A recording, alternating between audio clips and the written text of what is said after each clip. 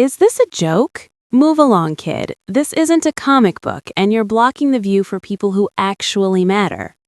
Edward Grant's hand didn't touch Eban, but his dismissive wave felt just as heavy.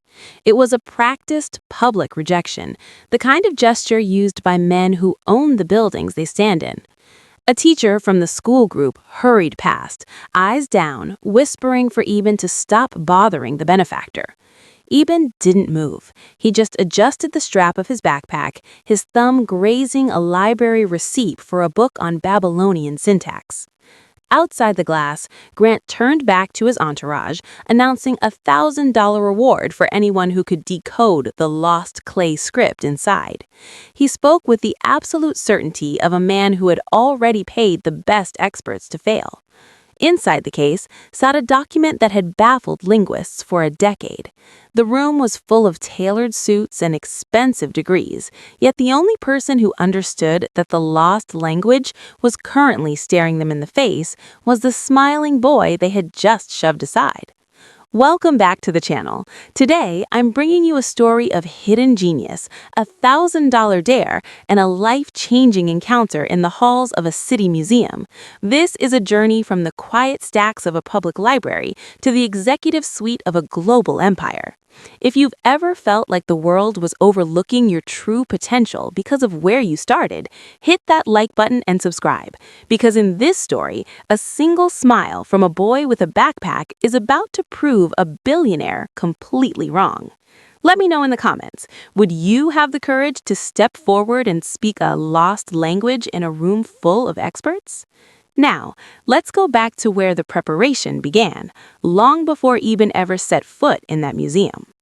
Eban Turner grew up in a house where silence was a well-tended garden. His mother, Lorraine, moved through their small apartment with a practical, rhythmic grace, her love expressed in the steady arrival of clean laundry and the meticulous way she packed his school lunches.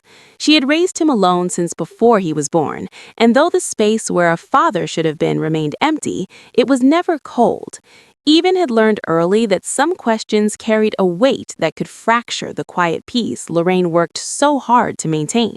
One look at the way her jaw tightened or how her eyes drifted to the window when other boys mentioned their fathers was enough to teach him the art of the unasked question.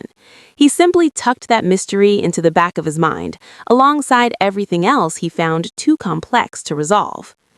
To fill that quiet space, Eban found the library. It was a cathedral of possibility that asked nothing of his past and gave him every version of the future. While other children in his neighborhood saw reading as a chore assigned by adults, for Eban it was a form of breathing. He didn't read to be top of his class or to impress the teachers who watched him with growing bewilderment. He read because the world inside the covers felt more organized than the one outside them. In the stacks, he was not a boy from a single-parent home or a student with worn sneakers. He was a witness to the rise of empires and the intricacies of lost syntax. This relationship with knowledge was anchored by a gift he considered entirely unremarkable. Eban's mind worked like a mirror. It reflected everything it saw with total, permanent fidelity. When he read a page, the words didn't just pass through his consciousness. They settled into a vast internal archive that never faded. He could recall the specific curve of a character in a 14th century manuscript as easily as the color of his own front door. His teachers called it a photographic memory, speaking of it in hushed, reverent tones during parent-teacher conferences. But to Eban, it was simply how remembering felt. He assumed everyone else chose to forget, while he simply lacked the mechanism to do so. This total retention turned his life into a quiet, unhurried accumulation. He was a boy built from the books he had absorbed, possessed of a self-sufficiency that made him seem older than his years. He lived in the intersection of Lorraine's steady protection and the infinite horizons of the library, content to be a keeper of stories that had no audience. He was not waiting for a moment to prove himself, for he didn't yet know that the world had a habit of underestimating those who carry their genius in a weathered backpack. He was simply Eban, a reader who forgot nothing, moving through the world with the calm certainty of a boy who had already seen how the most complex stories began. The school excursion to the City Museum was for most of Eban's classmates a welcomed escape from the fluorescent hum of the classroom. They moved through the grand marble lobby in a chaotic swarm of shuffling sneakers and hushed giggles, more interested in the novelty of the vending machines than the centuries of history anchored to the floor. But for Eban, the day carried a different weight. Serious readers look forward to such trips for specific reasons. It was a day of new rooms and new things, offering the rare, visceral pleasure of encountering objects that survived their original contexts to arrive in the present with their meanings still intact. While the instructor herded the group toward the well-trodden Egyptian wing, Eban moved through the galleries with a level of attention that far exceeded the requirements of the assignment. He was a quiet outlier, lingering at the edges of the crowd, his eyes tracing the preservation of artifacts, as if trying to memorize the texture of the past. To Eban, the museum wasn't just a building, it was a physical manifestation of the books he had lived inside for years. He watched the way the directional lighting caught the ridges of stone and the grain of weathered wood, feeling a profound sense of recognition for things he had previously only known as ink on a page. They were crossing a transition gallery when Eban spotted it, the ancient paper housed in a high-security case near the far wall. It had not yet been indicated by the instructor, and it sat somewhat apart from the more flamboyant gold-leafed exhibits, yet it exerted a magnetic pull on his curiosity. It was brown, cracked, and covered with symbols that seemed to dance under the UV protection. He broke away from the group, his movements unhurried and purposeful, guided by the internal compass he reserved for things that truly mattered. He walked close to the glass, ignoring the restless chatter of the students behind him. Leaning forward, he looked at the document with the full, unwavering quality of attention that defined his relationship with the world. He didn't just see an artifact, he saw a conversation across time. The scholars who had placed the display spoke of it in whispers as an undecipherable archival find from Babylon, a lost language with no living voice. But as Eban stared at the precise curves and sharp angles of the script, he didn't see a mystery. He saw a pattern he recognized. He stood there, backpack straps tight against his shoulders and his thumb grazing the edge of a library receipt in his pocket, focused so intently that the rest of the museum simply faded into ambient noise. He had arrived at the heart of the excursion before the lesson had even begun.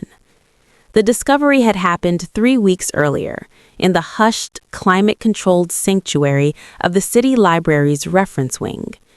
Eban had not been looking for the ancient world. He had simply been following the thread of a curious mind that found one interest inevitably tangled in the next. He had started the afternoon researching the architectural history of stone arches, which led him to a footnote about Babylonian masonry, which finally deposited him before a dense, specialized volume on the forgotten dialects of the Fertile Crescent. It was a book that looked as though it had not been opened in a decade, its spine stiff and its pages smelling of deep time. But to Eban, it was a sudden, vibrant map to a place no one else was visiting. He had encountered the language not as a dead relic, but as a living puzzle that he found immediately, inexplicably interesting.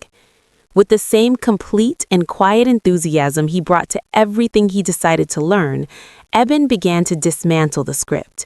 He spent hours hunched over the mahogany table, his mind working with its characteristic mirror-like fidelity to absorb the sharp angles of the cuneiform and the rhythmic syntax of a people long turned to dust. Fluency arrived for him quickly, not through the typical struggle of a student, but because it always arrived quickly. His brain simply lacked the friction required to forget a pattern once it had been identified. By the time the librarian announced the evening closing, the logic of the grammar had settled into his bones as permanently as his own name. In the weeks that followed, he carried the language with him like a private treasure, a secret frequency he could tune into while walking to school or sitting at the kitchen table with Lorraine.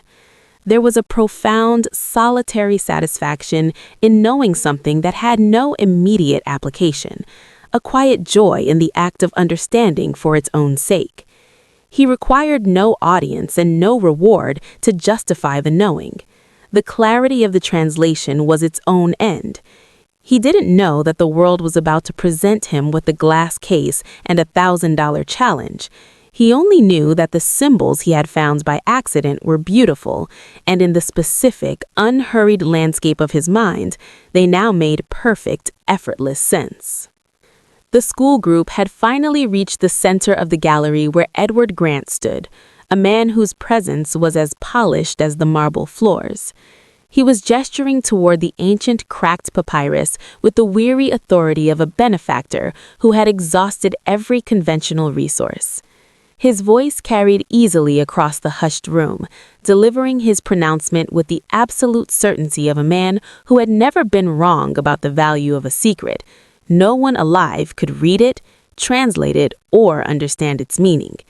To punctuate his conviction, he placed $1,000 reward on the table, a gesture of confidence that he fully expected to remain uncollected.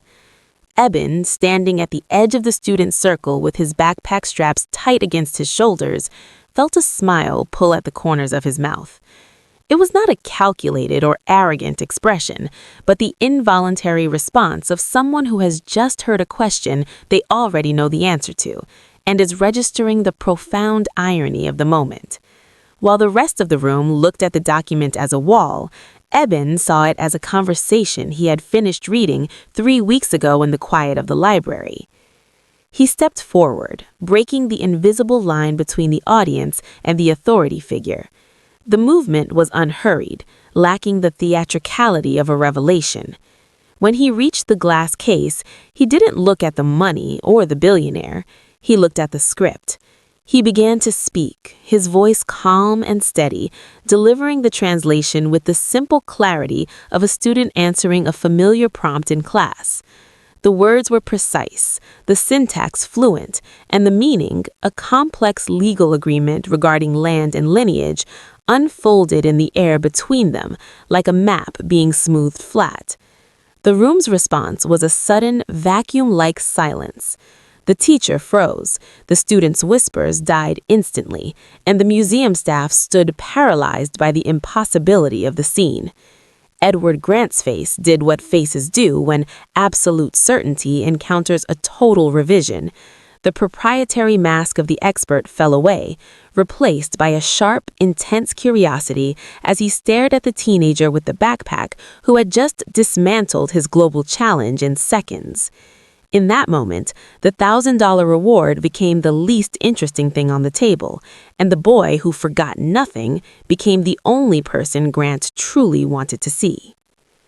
Edward Grant did not immediately reach for his checkbook or signal his assistants to begin the paperwork for the reward.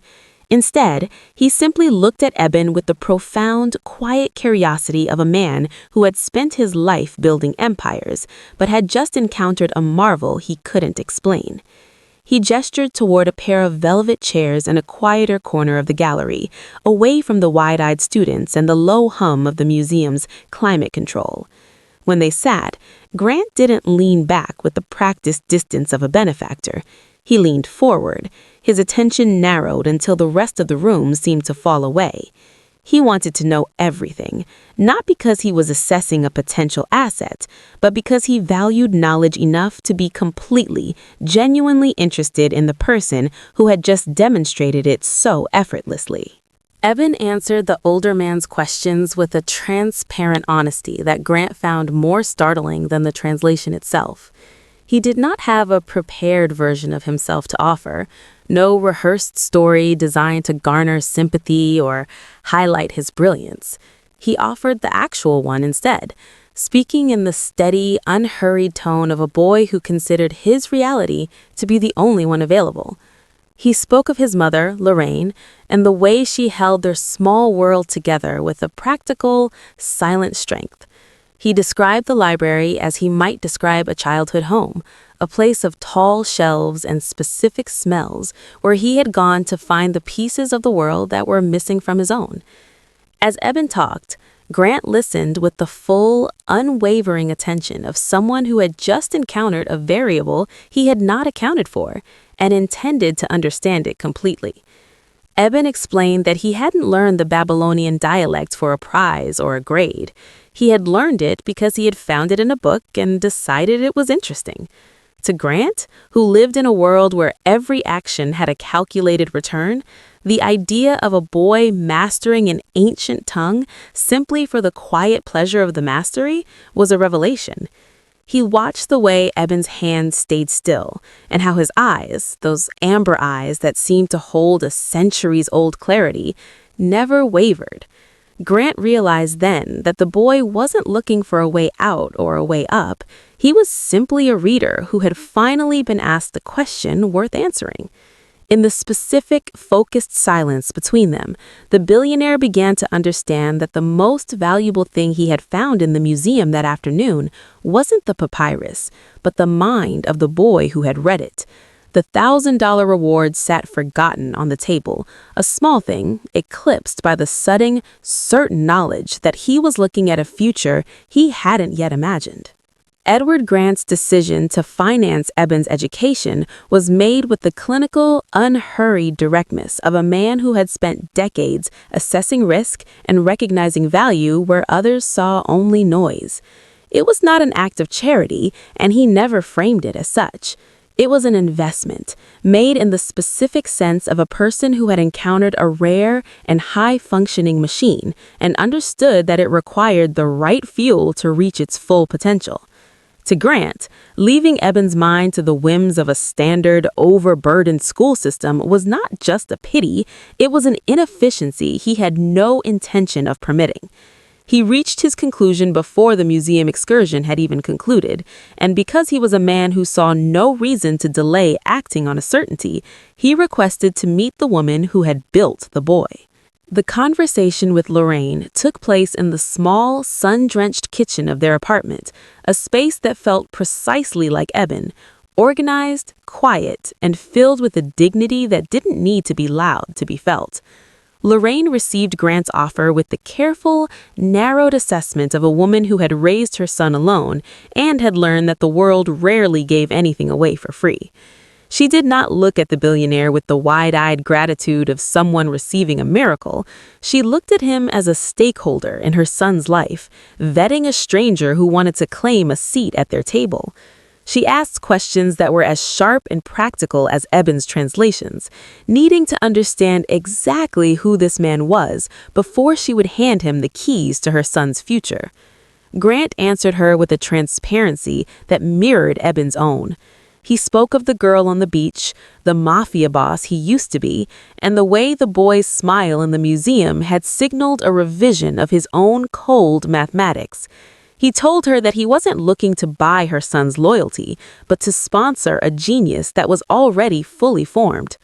Lorraine watched him, looking for the telltale shift of a man who was performing a role, but she found only the same steady focus she saw in Eban when he was deep in a book. Her eventual agreement was not a surrender, it was a form of recognition. She saw in Grant a man who valued Eban's mind as much as she valued his soul, and she recognized that the father-shaped space in her son's life could finally be occupied by a man who showed up consistently. As they shook hands across the laminate table, a new contract was signed, one that wasn't written on ancient paper, but on the shared understanding that Eban Turner was a reader who had finally found the right room to build toward. The transition from the marble halls of the museum to the lived-in warmth of the Grant household was a shift in geography that Eban navigated with his characteristic, quiet composure. When Edward Grant first brought him home, there was no grand announcement or theatrical welcome. Instead, there was the specific, intuitive warmth of a family that seemed to be receiving someone they had been making room for without knowing it. Grant's wife and children did not treat Eban as a charity project or a curious prodigy to be studied, but as a guest whose presence simply made sense. Eban stepped into this world with the same unhurried self-sufficiency he had practiced in the library stacks. He remained present, honest, and entirely himself, offering no performance of gratitude and no careful tailoring of his personality to fit the expensive furniture. He spoke when he had something to say and listened with the full, absorbing attention that once decoded Babylonian cuneiform. This authenticity acted as a bridge, allowing a sense of belonging to assemble itself without the need for formal declarations.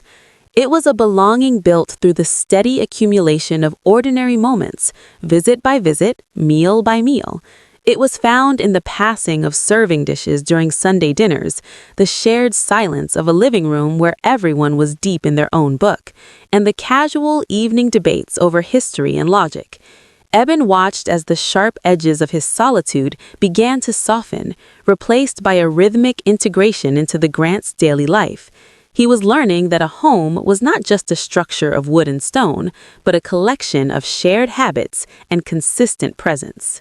Gradually, the father-shaped space that Eban had spent years filling with books began to be occupied by the specific, practical presence of Edward Grant.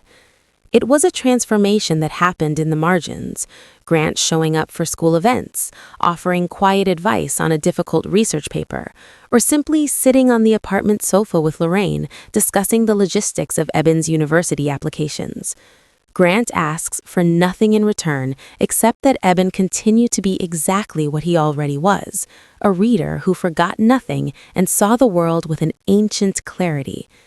In the steady, reliable shadow of this man's mentorship, Eban found that the silence of his childhood was no longer a well-tended garden of unasked questions, but a solid foundation for everything he was about to build.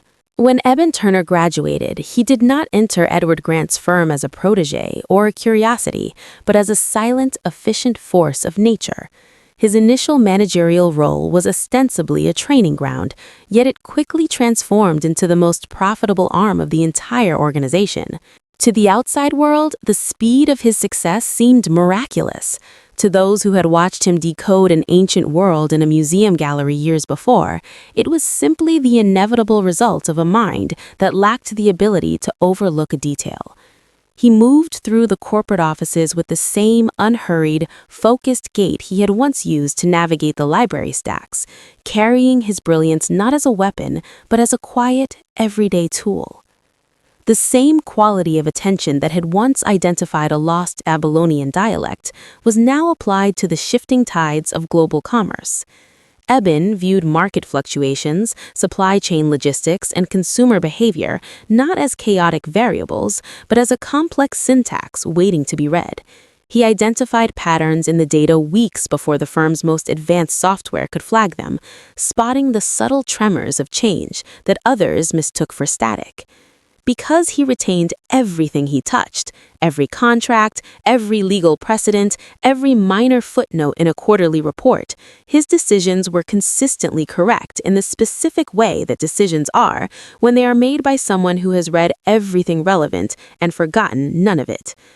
Problems that would have paralyzed other managers were solved by Eban before they could even become significant.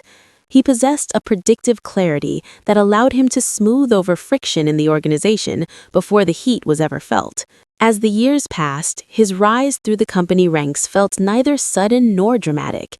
It lacked the sharp, aggressive edges of typical corporate ambition.